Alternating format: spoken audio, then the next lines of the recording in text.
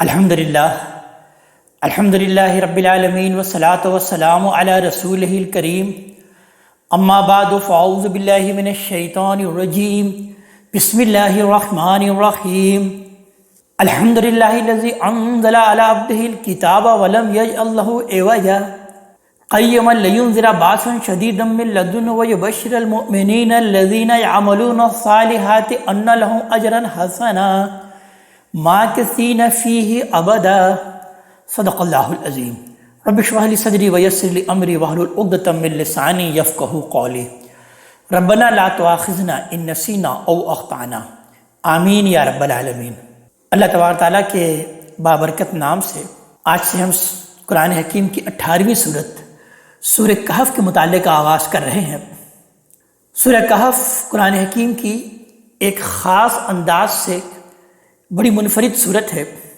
اور اگر اس صورت کا کوئی عنوان تجویز کیا جائے تو وہ ہوگا دنیا کی حقیقت۔ اس میں اللہ تعالیٰ نے دنیا کی حقیقت کو مختلف پیراؤں سے بیان کیا ہے، خاص طور پر 4 منفرد واقعے کے ذریعے سے اس کو واضح کیا۔ یعنی اس صورت میں 4 واقعات کا تذکرہ آیا ہے جو کہ کسی اور صورت میں اس کا کوئی اشارہ اور کوئی حوالہ بھی نہیں ملتا، اور یہی وجہ ہے کہ نبی کریم صلی اللہ علیہ وآلہ وسلم نے اس صورت کے پڑھنے والوں کو فتنہ دجال سے محفوظ رہنے کی بشارت دی ہے۔ فتنہ دجال در حقیقت اسی مادی دنیا میں الجھ جانے کا نام ہے اور آخرت کو فراموش کر دینے کا دوسرا نام ہے۔ اس صورت کی جو مرکزی آیت ہے وہ اس کی آیت نمبر 7 اور 8 ہے۔ اس میں اسی دنیا کی حقیقت کو واضح کیا گیا کہ اِنَّا جَعَلْنَا مَا عَلَى الْأَرْضِ زِينَةً لَهَا لِنَبْلُوَهُمْ أَيُّهُمْ أَحْسَنُ عَمَلًا، کہ زمین میں جو کچھ ہے اس کو ہم نے زمین کی زینت بنا دیا ہے تاکہ ہم آزمائیں کہ کون ہے اس میں بہتر عمل کرنے والا۔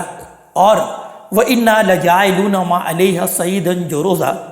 اور ہم ان سب چیزوں کو جو زمین پر ہے ایک دن بالکل نامود کر کے اس کو ایک چٹیل میدان بنا دینے والے ہیں۔ یعنی یہ اس صورت کا کی ورڈ ہے کہ جس کے گرد پوری کی پوری صورت کے مضامین اسی کے گرد گھوم رہی ہے۔ یعنی اس میں در حقیقت اسی بات کو بیان کیا گیا، یعنی یہ دنیا کی جو حقیقت ہے وہ در حقیقت کیا ہے کہ یہ دنیا ہم نے محض امتحان اور آزمائش کے لیے برپا کی ہے، اور اس میں جو بھی اس کی زیبائش اور زینت رکھی ہے وہ سب کے سب ایک دن ختم ہو جانے والی ہے، اور اس کا سبب، یہ زینت رکھنے کا سبب در حقیقت لوگوں کی آزمائش ہے، امتحان ہے۔ تو آئیے مطالعے کا آغاز کرتے ہیں۔ ارشاد ہوتا ہے الحمدللہ الذی انزل علی عبدہ الکتاب ولم یجعل لہ عوجا، کل شکر اور کل ثنا اس اللہ تبارک تعالیٰ ہی کے لیے ہے جس نے اپنے بندے پر یعنی محمد صلی اللہ علیہ وآلہ وسلم پر یہ کتاب نازل فرمائی، اور اس میں کوئی ٹیڑھ نہیں رکھا، کوئی کچ پیچ اللہ تبارک و تعالیٰ نے اس کتاب میں نہیں رکھا۔ قیماً، ہر لحاظ سے یہ ٹھیک اور سیدھی کتاب ہے۔ اور کیوں نازل فرمائی؟ لِيُنذِرَ بَأْسًا شَدِيدًا مِّن لَدُنْهُ، تاکہ جھٹلانے والوں کو وہ اس کی طرف سے ایک سخت عذاب سے آگاہ کر دے۔ وَيُبَشِّرَ الْمُؤْمِنِينَ الَّذِينَ يَعْمَلُونَ الصَّالِحَاتِ، اور ایمان والوں کو جو نیک عمل کر رہے ہیں خوشخبری سنا دے۔ أَنَّ لَهُمْ أَجْرًا حَسَنًا، کہ ان کے لیے بہت اچھا اجر اللہ تعالیٰ نے تیار کر رکھا ہے، ان کے لیے بہت اچھا اجر ہے۔ مَاکِثِینَ فِیہ أَبَدًا، جس میں وہ ہمیشہ ہمیش رہیں گے، ہمیشہ ہمیش کی زندگی انہیں وہاں حاصل ہوگی، کوئی 1000 برس کی یا لاکھ برس کی یا کروڑ برس کی نہیں، بلکہ انفائنائٹ زندگی انہیں وہاں حاصل ہوگی، اور وہاں ان کے لیے ان کے اعمال کا بہترین اجر ہے جو اللہ تعالیٰ نے تیار کر رکھا ہے۔ پھر مزید ارشاد ہوا کہ یہ کتاب ہم نے کیوں نازل کی کہ وَيُنذِرَ الَّذِينَ قَالُوا اتَّخَذَ اللَّهُ وَلَدًا، اور ان لوگوں کو خبردار کر دے، آگاہ کر دے جو کہتے ہیں کہ اللہ نے اولاد بنا رکھی ہے۔ مَا لَهُم بِهِ مِنْ عِلْم، انہیں اس بات کا کوئی علم نہیں ہے۔ وَلَا لِآبَائِهِمْ، اور ان کے باپ دادا کو بھی نہیں تھا۔ کبرت کلمۃ تخرج من افواہہم، بڑی سنگین بات، بہت ہی بڑی بات ہے جو ان کے منہوں سے نکل رہی ہے۔ ان یقولون الا کذبا، حقیقت یہ ہے کہ وہ محض جھوٹ ہی بول رہے ہیں، سچ ہرگز نہیں بول رہے۔ یعنی یہ مسیحیوں کا وہ شرک جو انہوں نے حضرت مسیح علیہ السلام کو اللہ کا بیٹا بنا دیا تھا، اللہ تبارک تعالیٰ نے اس کا تذکرہ کیا کہ اس پر اللہ تبارک تعالیٰ کا غضب بہت سخت بھڑکتا ہے، اور اس پر اللہ تبارک تعالیٰ نے اس بات کو بیان کیا کہ بہت سنگین بات ہے، بہت بڑی بات ہے جو کہ یہ کہہ رہے ہیں۔ اگلی سورہ جو سورہ مریم ہے، اس میں اللہ تعالیٰ نے اس پر اور زیادہ شدید مذمت کی، اور اللہ تعالیٰ کا غضب اس میں بھڑکتا ہوا نظر آتا ہے کہ اس کے آخر میں اللہ تعالیٰ نے اس کی آیت نمبر 88 سے اور 92 تک اس بات کو بیان فرمایا کہ وَقَالُوا اتَّخَذَ اللَّهُ وَلَدًا لَقَدْ جِئْتُمْ شَيْئًا إِدًّا تَكَادُ السَّمَاوَاتُ يَتَفَطَّرْنَ مِنْهُ وَتَنشَقُّ الْأَرْضُ وَتَخِرُّ الْجِبَالُ هَدًّا أَن دَعُوا لِلرَّحْمَنِ وَلَدًا وَمَا يَنبَغِي لِلرَّحْمَنِ أَن يَتَّخِذَ وَلَدًا۔ یہ کہتے ہیں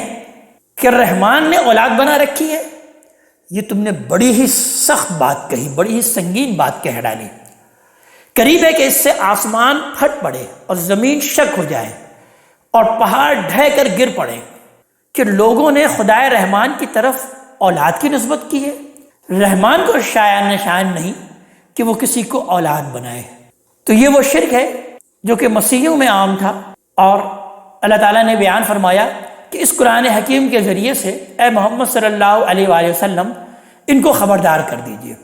اس کے بعد پھر بیان ہو رہا ہے کہ فَلَعَلَّكَ بَاخِعٌ نَفْسَكَ عَلَىٰ آثَارِهِمْ إِن لَّمْ يُؤْمِنُوا بِهَٰذَا الْحَدِيثِ أَسَفًا۔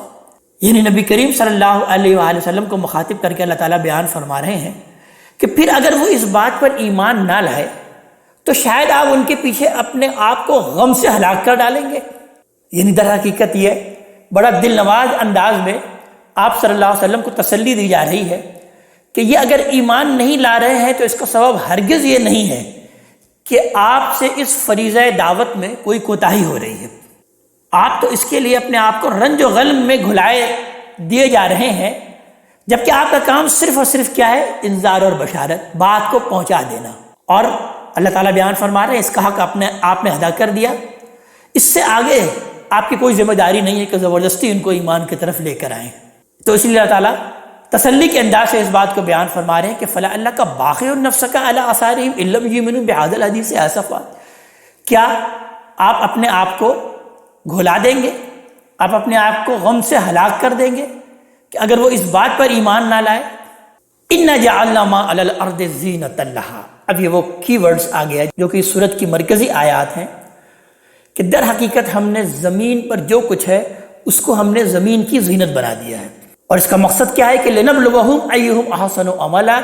اس لیے کہ ہم لوگوں کا امتحان کریں کہ ان میں کون ہے اچھا عمل کرنے والا۔ اور ان کا معاملہ یہ ہے کہ وہ اسی زینت پر ریچھے ہوئے ہیں، درا حال ہے کہ وَإِنَّا لَجَاعِلُونَ مَا عَلَيْهَا صَعِيدًا جُرُوزًا، ہم ان سب چیزوں کو جو زمین پر ہے ایک دن بالکل ختم کر دیں گے، نیست و نابود کر دیں گے، ایک چٹیل میدان بنا دیں گے، صاف کر دیں گے۔ یعنی زمین کی یہ ساری رنگینیاں، ساری رعنائیاں، یہ ساری اٹریکشن جس کی وجہ سے تم نے آخرت کو فراموش کر دیا ہے اور اسی دنیائی کی زندگی میں تم ریچھ گئے ہو، اسی دنیائی کی زندگی کو تم نے اصل سمجھ لیا ہے، تو اللہ تعالیٰ اس بات کو بیان فرما رہے ہیں کہ یہ ایک دن ختم ہو جائے گا اور چٹیل میدان ہو جائے گا۔ اس کے بعد پھر آیت نمبر 9 میں وہ پہلا واقعہ بیان کیا جا رہا ہے جو 4 واقعات کی طرف میں نے آپ کے سامنے نشاندہی کی۔ اس میں یہ پہلا واقعہ جو کہ اصحاب کہف کے نام سے مشہور ہے، اس کا تذکرہ کیا جا رہا ہے آیت نمبر 9 سے کہ ام حسبت ان اصحاب الکہف والرقیم کانوا من آیاتنا عجبا، کہ آپ سمجھتے ہیں کہ یہ کہف یعنی غار اور رقیم والے یہ ہماری نشانیوں میں سے کوئی بہت عجیب نشانی ہے، کوئی بڑی عجیب نشانی کوئی ہم نے دی ہے کہ یہ جو غار والے ہیں یہ کوئی انوکھا واقعہ ہے، یہ ہمارے لیے ہماری قدرت سے ماورا ہے کوئی۔ یہاں اصل میں اللہ تعالیٰ ایک واقعہ بیان کر رہے ہیں جو کہ مسیحی روایات میں بھی ہمیں ملتا ہے، ان کی تاریخ میں بھی اس کا تذکرہ ملتا ہے۔ ان کے ایک تاریخی مصنف گبن ہیں جن کی کتاب ہے the decline and fall of Roman empire, اس میں اس کا ایک چیپٹر ہے دا اسٹوری آف 7 سلیپرس۔ تو ان کا جو واقعہ ملتا ہے اس مسیحی روایت میں، اس سے اندازہ ہوتا ہے کہ در حقیقت شاید یہ واقعہ جو اصحاب کہف کا واقعہ یہاں قرآن حکیم بیان کر رہا ہے وہ وہی ہے۔ تو ان روایت کے ذریعے سے ان کی اس تاریخ کے ذریعے سے یہ شہر ایفیسس کا ایک واقعہ ہے جو کہ ترکی کے مغربی ساحل پر واقع ہے۔ یہ زمانہ قدیم کا ایک مشہور شہر تھا، اس کے عظیم کھنڈر آج بھی وہاں ترکی میں دیکھے جا سکتے ہیں۔ یہ شہر بت پرستی کا ایک بڑا مرکز تھا اس زمانے میں، اور یہاں چاند دیوی کی پرستش ہوتی تھی جسے ڈائنا کے نام سے موسوم کیا جاتا ہے۔ یہ اسی کا عظیم الشان مندر تھا جو زمانہ قدیم کے عجائبات عالم میں شمار کیا جاتا ہے۔ اس علاقے میں اس وقت قیصر ڈیسس کی حکومت تھی، یعنی روم کے بادشاہ جو کہ قیصر کہلاتے ہیں، اس میں ڈیسس کی حکومت تھی جو کہ 249 سے 251 تک سلطنت رواں کا فرما روا رہا۔ مسیح علیہ السلام کے ماننے والے اسی کے لگ بھگ زمانے میں اپنی دعوت لے کر یہاں پہنچے۔ رومی حکمران خود بھی بت پرست تھا، بتوں کو پوجتا تھا، اور وہ مذہب توحید کے اشاعت کو ہرگز برداشت نہیں کر سکتا تھا۔ چنانچہ جو لوگ ایمان لے آئے وہ بالعموم وہاں پر ظلم و ستم کا نشانہ بن گئے۔ اور جن 7 نوجوانوں کا یہ قصہ بیان ہو رہا ہے وہ شہر کے اعلیٰ گھرانوں سے تعلق رکھتے تھے، اور غالباً 250 عیسوی میں کسی وقت ایمان لا کر اس دعوت کے مبلغ بن گئے۔ انہوں نے یہ دعوت اس زور کے ساتھ اور اعلانیہ پیش کی کہ پورا ماحول ان کے خلاف اٹھ کھڑا ہو، اور خطرہ پیدا ہو گیا کہ اب انہیں سنسار کر دیا جائے گا، رجم کر دیا جائے گا۔ اس پر وہ لوگ یہ 7 نوجوان شہر سے باہر نکل کر ایک غار میں جا کر پناہ گیر ہو گئے، اور اسی وجہ سے پھر انہیں اصحاب الکہف کہا گیا۔ کہف کے معنی ہے غار۔ عرب کے اہل کتاب انہیں اصحاب الرقیم بھی کہتے ہیں، جیسے کہ قرآن حکیم کی اس آیت میں بھی بیان کیا گیا کہ ام حسبت ان اصحاب الکہف والرقیم کانوا من آیاتنا عجبا۔ رقیم کو مرقوم یعنی لکھی ہوئی چیز کے معنی میں لے کر بعض اہل علم نے اسے اصحاب کہف کے غار کا کتبہ، اور بعض نے سیسے کی وہ لوح مراد لی ہے جس پر ان کے نام اور حالات بادشاہ کے حکم سے لکھ کر شاہی خزانے میں رکھے گئے تھے۔ لیکن اگر غور کیا جائے تو لوح یا کتبے کے لیے یہ لفظ کا استعمال عربی زبان میں کوئی معروف نہیں ہے۔ اس وجہ سے راجع قول تو انہی لوگوں کا ہے جو یہ کہتے ہیں کہ رقیم در حقیقت اس عمارت کا نام ہے جو اصحاب کہف کی یادگار میں ان کی غار پر بنائی گئی تھی، اور جس کا قرآن میں ذکر بھی ہوا۔ آگے ارشاد ہوتا ہے کہ اذ اول فتیۃ الی الکہف، اس وقت جب ان نوجوانوں نے غار میں پناہ لی تو فقالو، پھر اپنے رب سے دعا کی کہ ربنا آتنا من لدنک رحمۃ وہیئ لنا من امرنا رشدا، کہ اے ہمارے رب ہم کو تو خاص اپنے پاس سے رحمت عطا فرما، اور ہمارے اس معاملے میں تو ہمارے لیے رہنمائی کا سامان کر دے۔ یعنی غار میں آتے ہی اللہ تعالیٰ سے رہنمائی اور استقامت کے لیے وہ دست بدعا ہو گئے۔ اگلی آیت نمبر 11 میں اللہ تعالیٰ ارشاد فرماتے ہیں کہ فَضَرَبْنَا عَلَىٰ آذَانِهِمْ فِي الْكَهْفِ سِنِينَ عَدَدًا، اس پر کئی برس کے لیے ہم نے اس غار میں ان کے کانوں پر تھپک دیا۔ فَضَرَبْنَا عَلَىٰ آذَانِهِمْ یہ عربی زبان کا محاورہ ہے جو پیار اور شفقت کے ساتھ کسی کو سلانے کے مفہوم میں استعمال ہوتا ہے، بلکہ ہماری زبان میں بھی ہم کسی کو شفقت سے سلانے کے لیے یہ لفظ استعمال کرتے ہیں کہ کانوں میں تھپی دینا۔ ثُمَّ بَعَثْنَاهُمْ لِنَعْلَمَ، پھر ہم نے ان کو اٹھایا تاکہ دیکھیں کہ أَيُّ الْحِزْبَيْنِ أَحْصَىٰ لِمَا لَبِثُوا أَمَدًا، کہ دونوں گروہوں میں سے کس نے ان کے قیام کی مدت ٹھیک شمار کی ہے، یعنی خود انہوں نے یا اس شہر کے لوگوں نے جس سے نکل کر وہ غار میں پناہ گیر ہوئے تھے۔ نَحْنُ نَقُصُّ عَلَيْكَ نَبَأَهُم بِالْحَقِّ، ہم ان کی سرگزشت آپ کو ٹھیک ٹھیک سناتے ہیں۔ یعنی اس سے پہلے 2 آیتوں میں قرآن نے اس سرگزشت کا ایک خلاصہ بیان کر دیا تاکہ اصل مدعا ابتدا ہی میں نگاہوں کے لوگوں کے سامنے آ جائے۔ اس کے بعد اب یہ اسی اجمال کی اب تفصیل بیان کی جا رہی ہے۔ ارشاد ہوتا ہے کہ انہم فتیۃ آمنوا بربہم، وہ چند نوجوان تھے جو اپنے رب پر ایمان لائے، وزدناہم ہدا، اور ان کی ہدایت میں ہم نے مزید اضافہ کر دیا، وربطنا علی قلوبہم، اور ان کے دل اس وقت مضبوط کر دیے، اذ قاموا فقالوا، جب وہ توحید کی دعوت لے کر اٹھے اور اعلان کیا کہ ربنا رب السماوات والارض، کہ ہمارا رب تو وہی ہے جو آسمانوں اور زمین کا رب ہے، لن ندعو من دونہ الہا، ہم اس کے سوا کسی دوسرے معبود کو ہرگز نہیں پکاریں گے، لقد قلنا اذا شططا، اور اگر ایسا کریں گے تو حق سے نہایت ہی ہٹی ہوئی بات کریں گے۔ ہؤلاء قوم اتخذوا من دونہ آلہہ، یہ ہماری قوم کے لوگ ہیں کہ انہوں نے اس کے سوا یعنی اللہ تعالیٰ کے سوا کچھ دوسرے معبود بنا رکھے ہیں۔ لولا یاتون علیہم بسلطان بین، یہ ان کے حق میں کوئی واضح دلیل کیوں نہیں پیش کرتے؟ اگر اللہ تعالیٰ نے اپنے سوا کچھ اور لوگوں کو الوہیت میں شامل کیا ہے تو ذرا اس کے حق میں کوئی واضح دلیل تو پیش کرے۔ فمن اظلم ممن افترى علی اللہ کذبا، پھر اگر وہ اس کے حق میں کوئی واضح دلیل پیش نہیں کرتے تو گویا کہ وہ اللہ پر جھوٹ باندھ رہے ہیں، تو پھر ان سے بڑا ظالم کون ہوگا جو اللہ پر جھوٹ باندھے۔ تو وہ یہی دعوت دیتے رہے یہاں تک کہ لوگ پھر ان کے جان کے درپے ہو گئے۔ تو پھر انہیں بشارت ہوئی کہ وَإِذِ اعْتَزَلْتُمُوهُمْ وَمَا يَعْبُدُونَ إِلَّا اللَّهَ، کہ جب تم ان سے اور ان کے معبودوں سے جنہیں وہ اللہ کے سوا پوجتے ہیں الگ ہو گئے ہو، فَآوُوا إِلَى الْكَهْفِ، تو جاؤ اور فلاں غار میں جا کر پناہ لو، يَنشُرْ لَكُمْ رَبُّكُمْ مِنْ رَحْمَتِهِ، تمہارا رب اپنی رحمت کا دامن تمہارے لیے پھیلا دے گا، وَيُحَيِّ لَكُمْ مِنْ أَمْرِكُمْ مِرْفَقًا، اور تمہارے اس معاملے میں جو کچھ تمہاری ضرورت ہے تم کو مہیا کرے گا۔ تو اس کے بعد پھر وہ غار میں چلے گئے اور اس غار میں جا کر انہوں نے پناہ لی اور وہ وہاں پر سو گئے۔ اب اللہ تعالیٰ اگلی آیت میں غار کا نقشہ پیش کر رہے ہیں کہ وہ غار کیسا تھا۔ وَتَرَى الشَّمْسَ إِذَا طَلَعَتْ تَزَاوَرُ عَنْ كَهْفِهِمْ ذَاتَ الْيَمِينِ، تم سورج کو دیکھتے کہ جب نکلتا ہے تو ان کے غار سے دائیں جانب کو بچا رہتا ہے، وَإِذَا غَرَبَتْ تَقْرِضُهُمْ ذَاتَ الشِّمَالِ،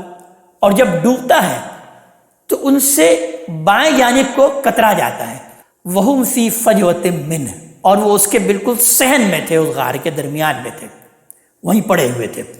یعنی اللہ نے ایسا غار انہیں فراہم کر دیا کہ جس کے اندر ہوا اور روشنی اور حرارت تو برابر پہنچتی تھی، لیکن سورج کی تمازت کسی طرح اس میں راہ نہیں پا سکتی تھی۔ یعنی سورج بھی ان کے پاس سے گزرتا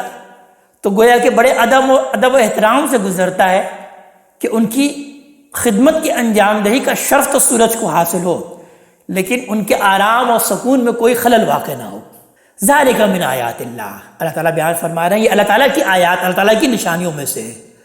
من یہد اللہ فہو المہتد، تو جس کو اللہ تعالیٰ ہدایت دے وہی ہدایت پانے والا ہے۔ ومن یضلل، اور جس کو اللہ اپنے قانون کے مطابق گمراہی میں ڈال دے، فلن تجد لہ ولیا مرشدا، تو اس کے لیے تم کوئی مددگار، راہ بتانے والا نہ پاؤ گے۔ وَتَحْسَبُهُمْ أَيْقَاظًا، تم ان کو دیکھتے اگر غار میں تو سمجھتے کہ جیسے وہ جاگ رہے ہیں، وَهُمْ رُقُودٌ، درحالے کہ وہ سو رہے ہیں۔ وَنُقَلِّبُهُمْ ذَاتَ الْيَمِينِ وَذَاتَ الشِّمَالِ، اللہ تعالیٰ بیان فرما رہے ہیں ہم ان کو دائیں اور بائیں کروٹ بھی دلواتے رہتے تھے کہ ایک طرف ہی وہ نہیں سوتے رہ جائے، بلکہ دائیں اور بائیں کروٹ بھی دلاتے رہتے تھے اللہ تعالیٰ۔ وَكَلْبُهُمْ بَاسِطٌ ذِرَاعَيْهِ بِالْوَسِيدِ، اور ان کا کتا دہلیز پر اپنے دونوں ہاتھ پھیلائے بیٹھا تھا۔ لَوِ اطَّلَعْتَ عَلَيْهِمْ لَوَلَّيْتَ مِنْهُمْ فِرَارًا، اور اگر تمہاری نظر کہیں ان پر پڑ جاتی تو ان سے تم الٹے پاؤں بھاگ کھڑے ہوتے۔ وَلَا مُلِئْتَ مِنْهُمْ رُعْبًا، اور تمہارے اندر ان کی ایک دہشت طاری ہو جاتی، دہشت بیٹھ جاتی۔ یعنی یہ اللہ تعالیٰ اس انتظام کو بیان فرما رہے ہیں جو اللہ نے ان کی حفاظت کے لیے فرمایا تھا کہ وہ صراط تو دیے گئے، ان کی جسم کی حفاظت کے لیے فرشتے انہیں پہلو بدلواتے رہے اور ان کے گرد و پیش ایسا ماحول پیدا کر دیا گیا کہ دیکھنے والا یہی سمجھتا ہے کہ پراسرار قسم کے کچھ لوگ ہیں، شاید کوئی چور، ڈاکو یا راہب یا کوئی سنیاسی قسم کے لوگ ہیں۔ ایسا لگتا ہے کہ ذرا دم لینے کو لیٹ گئے ہیں، سوئے نہیں ہیں، اور ان کا کتا غار کے دہانے پر اس طرح بیٹھا ہے گویا پہرا دے رہا ہے۔ اور اگلی آیت میں اللہ تعالیٰ ارشاد فرما رہے ہیں کہ ہم نے جس طرح اپنی قدرت سے انہیں سلا دیا تھا، وَكَذَلِكَ بَعَثْنَاهُمْ لِيَتَسَاءَلُوا بَيْنَهُمْ، اسی طرح ہم نے ان کو جگایا کہ اس کے نتیجے میں وہ آپس میں پوچھ گچھ کریں۔ سیدنا مسیح علیہ السلام کے جن پیرووں کا ذکر ابھی ہم نے کیا وہ 225 عیسوی میں کسی وقت اپنے شہر ایفیسس سے نکل کر غار میں گئے تھے، اور جیسا کہ میں عرض کر چکا ہوں کہ اس وقت اس علاقے میں بت پرست بادشاہ ڈیسس کی حکومت تھی، اور یہ لوگ اندازہ ہوتا ہے کہ کم و بیش 196 سال تک سوتے رہے، اور قیصر تھیوڈیسس ثانی، ڈیسس 2 یعنی تھیوڈیسس ثانی جسے کہا جاتا ہے، کی سلطنت 38ویں سال یعنی 446 میں وہ بیدار ہوئے۔ اس عرصے میں مسیحی مبلغین کی کوششوں سے جو رومی شہنشاہ تھے وہ مسیح ہو چکے تھے، جس کا نام قسطنطین آتا ہے، اور پھر جس کے نتیجے میں پھر ساری رومی سلطنت میں عیسیٰ علیہ السلام کا مذہب پھیل گیا۔ چنانچہ یہ لوگ جب بیدار ہوئے تو ہر طرف مسیحیت کا پھر غلبہ تھا۔ لہذا آگے ارشاد ہوتا ہے کہ قال قائل منہم کم لبثتم، ان میں سے ایک پوچھنے والے نے پوچھا کہ تم یہاں کتنی دیر ٹھہرے ہو، یعنی جب وہ بیدار ہوئے تقریباً 196 سال کے بعد، تو کسی ایک نے پوچھا اپنے ساتھیوں سے کہ تم یہاں کتنے عرصے ٹھہرے ہو، کم لبثتم، قالوا لبثنا یوما او بعض یوم، تو وہ بولے کہ ہم ایک دن یا ایک دن سے بھی کم ٹھہرے ہیں، یعنی ان کو محسوس تو ہوا کہ ہم کوئی لمبی نیند یہاں پر لے لیا ہم نے، شاید ہم پورا ایک دن سو گئے ہوں اور یا ایک دن سے تھوڑا کم سوئے ہوں۔ قالوا ربکم اعلم بما لبثتم، تو پھر ان میں سے کچھ لوگوں نے بولا کہ تمہارا رب ہی بہتر جانتا ہے کہ تم کتنی دیر یہاں ٹھہرے ہو، کتنی دیر سوئے ہو، چھوڑو اس بحث کو۔ فابعثوا احدکم بورقکم هذه الى المدینہ، کہ اب اپنے میں سے کسی کو اپنی یہ رقم دے کر ذرا شہر بھیجو، کسی کے پاس کوئی سکہ تھا، رقم تھی، وہ سکہ دے کر ذرا شہر بھیجو، اس وقت ہمیں بھوک لگ رہی ہے۔ فَلْيَنْظُرْ أَيُّهَا أَزْكَىٰ طَعَامًا، پھر وہ اچھی طرح دیکھے کہ پاکیزہ کھانا شہر کے کس حصے میں ملتا ہے۔ یعنی انہوں نے در حقیقت یہ بات اس لیے کہی ہوگی کہ وہ جس ماحول سے نکل کر آئے ہیں، مشرکانہ ماحول سے، اس میں در حقیقت حلال اور حرام کی کوئی تمیز نہیں تھی، تو لہذا اچھی طرح پہلے وہ جانچ پڑتال کر لے، چیک کر لے کہ پاکیزہ کھانا، حلال کھانا کہاں پر میسر ہے۔ فَلْيَأْتِكُمْ بِرِزْقٍ مِّنْهُ، اور اس سے وہ تمہارے لیے کچھ کھانا لے آئے۔ اور پھر مزید احتیاطی تدابیر کے لیے انہوں نے اپنے ساتھی کو کہا وَلْيَتَلَطَّفْ، اور اسے چاہیے، یعنی جو جائے کھانا لینے کے لیے اسے چاہیے کہ وہ چپکے سے جائے، نرمی برتے۔ وَلَا يُشْعِرَنَّ بِكُمْ أَحَدًا، اور کسی کو تمہاری خبر نہ ہونے دے۔ إِنَّهُمْ إِن يَظْهَرُوا عَلَيْكُمْ يَرْجُمُوكُمْ، اس لیے کہ اگر وہ تمہاری خبر پا جائیں گے تو تمہیں رجم کر دیں گے، اور يُعِيدُكُمْ فِي مِلَّتِهِمْ، یا اپنے دین میں تمہیں لوٹا دیں گے۔ وَلَن تُفْلِحُوا إِذًا أَبَدًا، اور اگر ایسا ہو گیا کہ تم ان کی دین میں لوٹ گئے، مشرکانہ دین میں، تو پھر تو تم کبھی فلاح نہ پاؤ گے۔ وَكَذَلِكَ أَعْثَرْنَا عَلَيْهِمْ، ہم نے اسی طرح اپنی قدرت سے لوگوں کو ان پر مطلع کر دیا، لوگوں کو ان پر آگاہ کر دیا، یعنی ایسے حالات پیدا کر دیے کہ لوگ ان کی طرف متوجہ ہوئے، اور تحقیق و تفتیش کے نتیجے میں کسی کو شبہ بھی نہیں رہا کہ یہ اس زمانے کے لوگ نہیں ہیں۔ یعنی جس مسیحی روایت کا ابھی میں نے ذکر کیا، اس میں یہ واقعہ در حقیقت اس طرح بیان ہوا ہے کہ جس شخص کو کھانا خریدنے کے لیے شہر بھیجا گیا، اس نے جب قیصر ڈیسس کے وقت کا سکہ کھانا خریدنے کے لیے پیش کیا تو دکاندار کو شبہ ہوا کہ شاید یہ کسی پرانے زمانے کا دفینہ لے کر آیا ہے۔ اس پر جو ہے وہ دونوں میں تکرار ہونے لگی، تو لوگ جمع ہو گئے، یہاں تک کہ معاملہ جو ہے وہ بادشاہ تک پہنچ گیا، حکام تک پہنچ گیا۔ وہاں جب سوالات ہوئے اور اس شخص نے یہ سنا کہ قیصر ڈیسس کو مرے ہوئے زمانہ گزر چکا ہے، تو وہ شخص، یعنی وہ 7 نوجوانوں میں سے جو وہ شخص تھا، وہ دنگ رہ گیا۔ چنانچہ کچھ دیر تک بالکل وہ دم بخود رہا،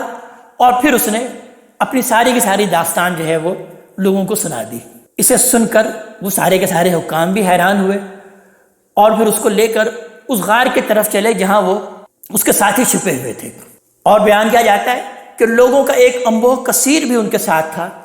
وہاں پہنچ کر یہ بات پوری طرح تحقیق ہو گئی کہ یہ فی الواقع قیصر ڈیسس کے زمانے کے لوگ ہیں۔ پھر نیا رومی حکمران قیصر تھیوڈیسس کو اس کی اطلاع دی گئی، وہ پیدل چل کر آیا اور آ کر پھر ان سے برکت لی، اور بیان کیا جاتا ہے کہ اس کے بعد پھر یہ 7 نوجوان غار میں جا کر لیٹے اور یکایک وفات پا گئے۔ وَكَذَلِكَ أَعْثَرْنَا عَلَيْهِمْ، ہم نے اسی طرح لوگوں کو ان پر مطلع کر دیا، لِيَعْلَمُوا أَنَّ وَعْدَ اللَّهِ حَقٌّ، تاکہ وہ جان لیں کہ اللہ کا وعدہ سچا ہے، وَأَنَّ السَّاعَةَ لَا رَيْبَ فِيهَا، اور قیامت کے آنے میں کوئی شک نہیں ہے۔ یعنی یہ حصی دلیل کی ضرورت غالباً اس لیے پیش آئی کہ اس زمانے میں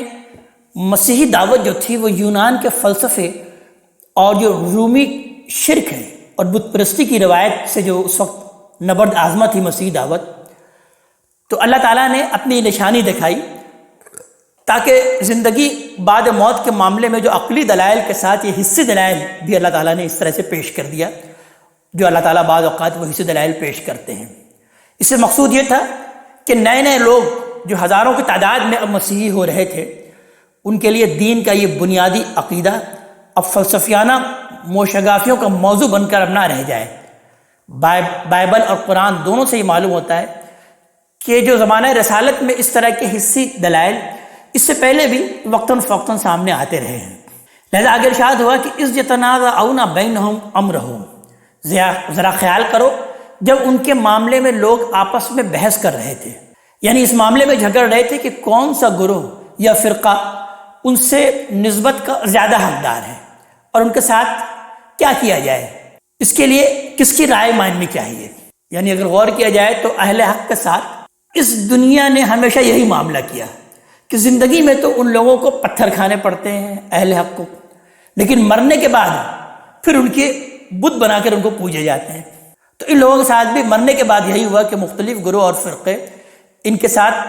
قرب کے مدعی بن کر اٹھ کھڑے ہوئے کہ ہم اصل میں ان کے زیادہ قریب ہیں۔ فقالوا ابنوا علیہم بنیانا، تو کچھ لوگوں نے کہا کہ ان کے غار پر ایک عمارت بنا دو، ربہم اعلم بہم، اور زیادہ تفتیش نہ کرو، ان کا رب ان کی حالت کو بہتر جانتا ہے۔ قال الذین غلبوا علی امرہم، اس کے برخلاف جن لوگوں کی رائے ان کے معاملے میں غالب رہی انہوں نے کہا لنتخذن علیہم مسجدا، ہم تو ان کے غار پر ایک مسجد بنائیں گے، یعنی اللہ کی عبادت گاہ بنائیں گے، اس لیے کہ یہ لوگ تنہا اسی اللہ تعالیٰ کے ماننے والے تھے، اسی کی خاطر یہ غار میں آ کے چھپے بھی تھے، اور اسی نے عظیم الشان نشانی بھی ان کے ذریعے سے دکھائی ہے۔ تو صالحین کا عام طریقہ یہی رہا ہے کہ اگر کسی کی یادگار بنائی جائے تو مسجد کی صورت میں بنائی جائے، تاکہ جو لوگ وہاں آئیں وہ اللہ کو یاد بھی کریں اور اسی کے سامنے وہ سجدہ ریز بھی ہوں۔ سیقولون ثلاثۃ رابعہم کلبہم، اور اب یہ لوگ کہیں گے کہ وہ 3 تھے اور چوتھا ان کا کتا تھا۔ ویقولون خمسۃ سادسہم کلبہم، اور ان میں سے کچھ کہیں گے کہ 5 تھے اور چھٹا ان کا کتا تھا۔ رجمم بالغیب، بالکل اٹکل پچو باتیں یہ کر رہے ہیں۔ ویقولون سبۃ وثامنہم کلبہم، اور کچھ کہیں گے کہ وہ 7 تھے اور 8واں ان کا کتا تھا۔ قل ربی اعلم بعدتہم، آپ کہہ دیجئے کہ میرا رب ہی بہتر جانتا ہے کہ وہ کتنے تھے، ان کی تعداد اللہ تعالیٰ ہی جانتا ہے۔ ما یعلمہم الا قلیل، ان کو تھوڑے ہی لوگ جانتے ہیں۔ فلا تمارے فیہم، تو چنانچہ اے محمد صلی اللہ علیہ وسلم آپ ان کے بارے میں بحث نہ کریں زیادہ ان سے، الا مراء ظاہرا، الا یہ کہ ٹالنے کے لیے کچھ کہنا پڑ جائے۔ ولا تستفت فیہم منہم احدا، اور نہ ان کے متعلق ان میں سے کسی سے آپ پوچھیں۔ مطلب یہ کہ اصحاب کہف کا قصہ جس پہلو سے سنا دیا گیا ہے، یہ اس سے آخرت کا یقین حاصل کرنے کے بجائے اس طرح کے بحثوں میں الجھ گئے ہیں۔ اصل میں تو اس قصے کا اصل مقصد یہ ہے کہ تاکہ آخرت کا یقین ہو،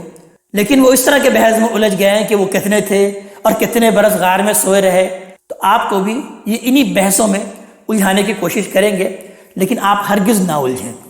بلکہ اجمالی سے جواب دے کر بس گزر جائیں۔ آپ کے رب نے بھی اس طرح کی چیزوں سے اسی لیے گریز کیا ہے کہ ان کے شوق فضول کو اس سے کوئی غذا نہ ملے اور وہی بات سامنے آئے جو اصل میں اس قصے کا اصل سبق ہے۔ یعنی قرآن حکیم در حقیقت قصے میں ان باتوں کو کوئی توجہ نہیں دیتا کہ وہ کتنے تھے، ان کی تعداد کتنی تھی اور وہ کتنے سال غار میں رہے، بلکہ یہ کہ جو اصل لیسن ہے، اصل سبق ہے، جو ہدایت کا پہلو ہے، قصے میں قرآن حکیم در حقیقت اسی کو ہی نمایاں کرتا ہے۔ آگے نبی کریم صلی اللہ علیہ وسلم کو مخاطب کر کے کہا جا رہا ہے کہ وَلَا تَقُلَنَّ لِشَيْءٍ إِنِّي فَاعِلٌ ذَلِكَ غَدًا، اور کسی معاملے کے لیے آپ یہ نہ کہا کریں کہ میں کل یہ کروں گا، إِلَّا أَن يَشَاءَ اللَّهُ، ہاں اس صورت میں کہ اللہ ہی چاہے۔ یعنی جب آپ کے امتحان کی غرض سے اس طرح کی باتیں پوچھی جا رہی ہیں کہ اصحاب کہف کون تھے اور ان کا قصہ کیا ہے، تو آپ اپنی طرف سے کوئی وعدہ نہ کیا کریں۔ ممکن ہے کہ کسی سوال کے مطابق اللہ کی حکمت کا تقاضا یہ ہو کہ اس کا جواب ابھی نہ دیا جائے، یا جواب تو دیا جائے مگر فوراً نہ دیا جائے۔ اسی لیے وحی کے بھروسے پر کوئی غیر مشروط وعدہ نہیں کرنا چاہیے، بلکہ وہ وعدہ اللہ کی مشیت کے شرط کے ساتھ کرنا چاہیے کہ اگر اللہ چاہے گا تو میں تم کو بتا دوں گا۔ وَاذْكُرْ رَبَّكَ إِذَا نَسِيتَ، اور جب آپ بھول جائیں تو فوراً اپنے رب کو یاد کریں۔ وَقُلْ عَسَىٰ أَن يَهْدِيَنِي رَبِّي لِأَقْرَبَ مِنْ هَٰذَا رَشَدًا، اور کہیں کہ امید ہے کہ میرا رب اس سے بھی کم مدت میں صحیح بات کی طرف میری رہنمائی فرما دے گا۔ یعنی بے خیالی میں ایسی کوئی بات زبان سے نکل جائے تو فوراً متنبہ ہو کر اللہ کو یاد کریں، اور جن سے وعدہ ہوا ہے ان کو بھی بتا دیں کہ فیصلہ در حقیقت اللہ کے ہاتھ میں ہے، وہ اس معاملے کو مؤخر بھی کر سکتا ہے، اور چاہے تو جس کا وعدہ میں نے کیا ہے اس سے بھی کم مدت میں صحیح بات کی طرف میری رہنمائی کر سکتا ہے۔ یہ سب کا سب اسی کے اختیار میں ہے، وہ اپنی حکمت کے مطابق جو چاہے گا وہ کرے گا۔ میں نہ غیب کا علم رکھتا ہوں اور نہ ایسا خود مختار ہوں کہ اپنی دعوت کے مصلحت کے لیے جو چاہوں وہ کر سکوں۔ آگے ارشاد ہوتا ہے کہ وَلَبِثُوا فِي كَهْفِهِمْ 300 سِنِينَ وَازْدَادُوا 9۔ اسی طرح وہ کہیں گے کہ وہ اپنے غار میں 300 سال رہے اور 9 سال اس پر مزید۔ مطلب یہ ہے کہ جس طرح کی ان کی تعداد کے بارے میں یہ لوگ قیاس آرائیاں کر رہے ہیں، اسی طرح غار میں ان کی مدت قیام کے بارے میں بھی یہی دعویٰ کریں گے کہ وہ 309 سال رہے ہیں یا 300 سال اس میں سوئے رہے۔ قُلِ اللَّهُ أَعْلَمُ بِمَا لَبِثُوا، آپ کہہ دیجئے کہ ان کے رہنے کی مدت اللہ تعالیٰ ہی بہتر جانتا ہے۔ لَهُ غَيْبُ السَّمَاوَاتِ وَالْأَرْضِ، زمین اور آسمان کا غیب اسی کے علم میں ہے۔ ابصر بہ واسمع، کیا ہی خوب ہے وہ دیکھنے اور سننے والا۔ ما لہم من دونہ من ولی، اس کے سوا ان کا کوئی کارساز نہیں ہے۔ ولا یشرک فی حکمہ احدا، اور اپنے اختیار میں وہ کسی کو شریک نہیں کرتا۔ اللہ تعالیٰ اپنے کلام کا فہم عطا فرمائے اور عمل کی توفیق عطا فرمائے۔ اقول قولی ھذا واستغفر اللہ لی ولکم ولسائر المسلمین والمسلمات۔